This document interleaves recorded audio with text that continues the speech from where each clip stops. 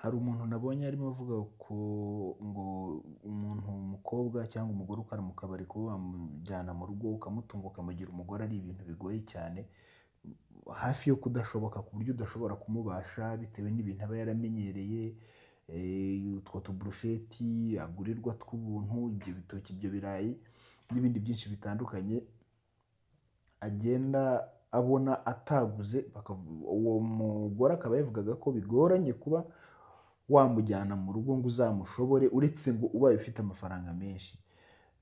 Hari imyumvire rero abantu benshi dufite kandi itari ikwiye guhinduka.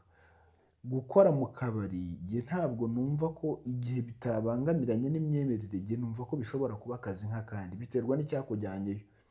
Kubera ko ntabwo mpamya ko abantu bose bajya mu kabari bagenda bagiye gushaka ibyo bitoki, bagenda bagiye gushaka izo burusheti, bagenda bagiye gushaka ibyo birayi.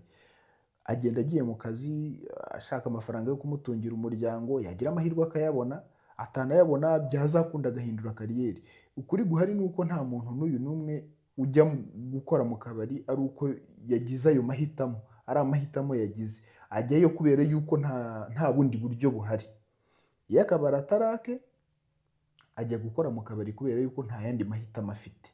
Amahitamo yonyine aba afite ni ugukora muri ako kabari.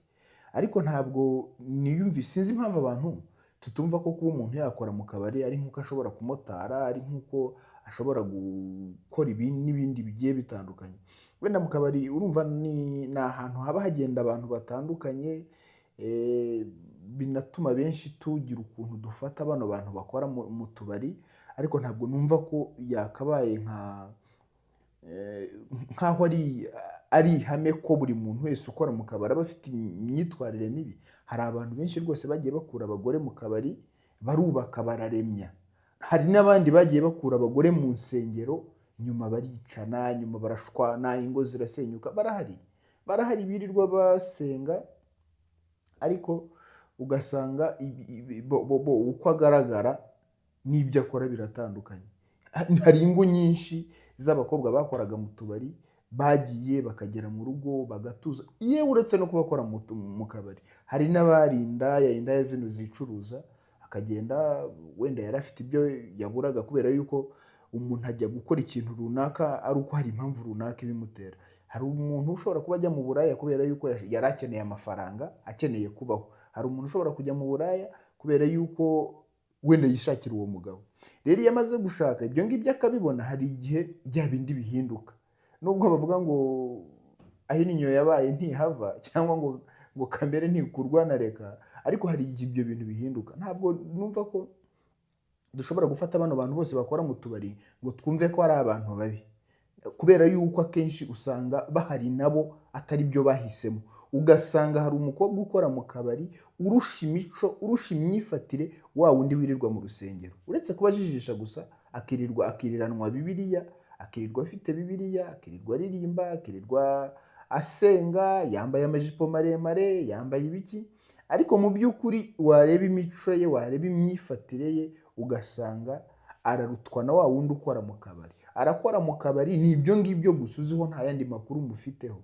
Urabizi ko akora mu kabari, ariko hari igihe ushobora kujya kuyobera kuri uyu nguyu witwa ngo arasenga, ahubwo ugasanga nyine nibwo watannye, nibwo wayobye cyane. Rero ntabwo numva ko twakabaye tujajinga abantu cyangwa se ducira abantu imanza, kubera yuko uyu muntu ukora mu kabari birashoboka ko ashobora kuba ahakora atari amahitamo ye, kubera yuko ntabwo umuntu ukora mu kabari yabonye akazi ko muri ofisi ngo akange. Ntabwo yabonye amahitamo abiri atandukanye ngo ahitamo ko kujya mu kabari. Gusa ashobora kuba yarahisemo ko, ashobora kuba yararebye akavuga ati kugira ngo njye kwicuruza ku muhanda najya gukora mu kabari, aho kugira ngo njye kwiba cyangwa njye nirirwa nsabiriza najya gukora mu kabari. Uyu muntu ukora mu kabari hari igihe yaba afite umuryango atunze, hari igihe yaba afite barumuna abafasha, hari igihe yaba avuka mu muryango ukennye afasha, and then ukaza ukirirwa ubacira urubanza uvuga ko batakubaka. Ingo zingahe z'abapasiteri basenya? Ejo bundi sinumvise ngo umupasiteri witwitse, niba ngo bamwita Kibonge, kuri social media harimo hacaracara inkuru z'umupasiteri ngo waguye mu ndaya. Si yari pasiteri yubatse, yakoraga mu kabari. Ubu se tuvuge ko ibintu bibi byose bibaho mu gihugu biterwa n'abo bakobwa bakora mu tubari cyangwa abo bagore bakora mu tubari.